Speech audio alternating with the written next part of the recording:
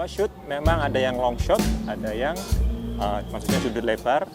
Nah tadi saya juga memotret beberapa elemen yang mungkin nggak terkait langsung sama benda-benda, tapi lebih ke ambient ya.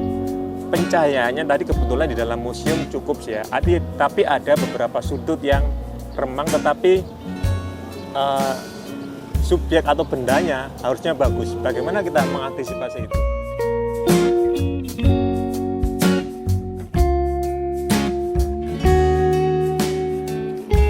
Hai, Sobat Berita Jatim, saya Mamu Ismuntoro, fotografer dokumenter berbasis di Surabaya. Dalam segmen Ranah Kota kali ini, saya akan mengunjungi satu dari 6 museum terbaik di Surabaya, yaitu Museum Olahraga. Namanya museum, tentu saja banyak hal yang bisa kita ambil di situ.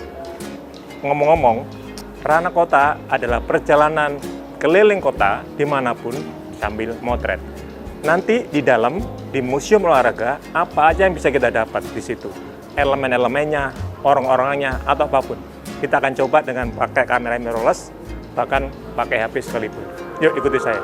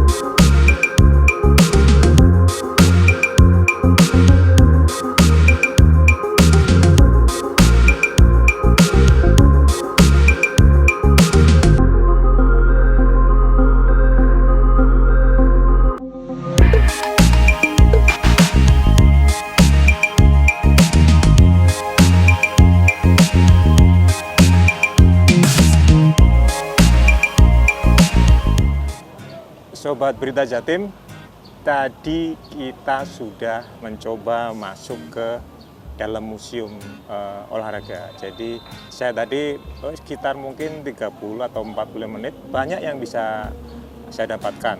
Jadi kalau teman-teman akan lihat nanti, saya membawa 2 alat yang satu sederhana banget, semua orang punya, yaitu smartphone, satunya mirrorless.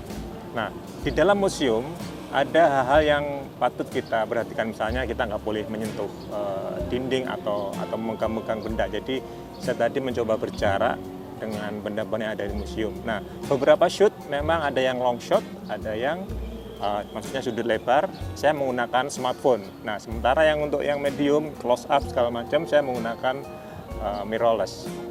Ada detail-detail yang bisa diambil di dalam museum tadi, misalnya bagaimana piala All England misalnya pernah didapat All Indonesia meskipun replika, karena dengan menggunakan lensa yang standar atau yang lebih pendek, kita akan dapat detail-detail yang ada di dalam museum. Ada sepatu emas yang pernah didapat oleh pemain sepak bola Persebaya, yaitu Yusuf Eko Dono, dan banyak hal lagi, detail-detail yang saya kira cukup bisa diambil dengan mirrorless, dengan lensa yang pendek dengan bukaan yang lebih lebar. Nah tadi saya juga memotret beberapa elemen yang mungkin nggak terkait langsung sama benda-benda, tapi lebih ke ambient ya. Sinar masuk, kemudian hal detail tentang gambar-gambar di toilet, di dinding.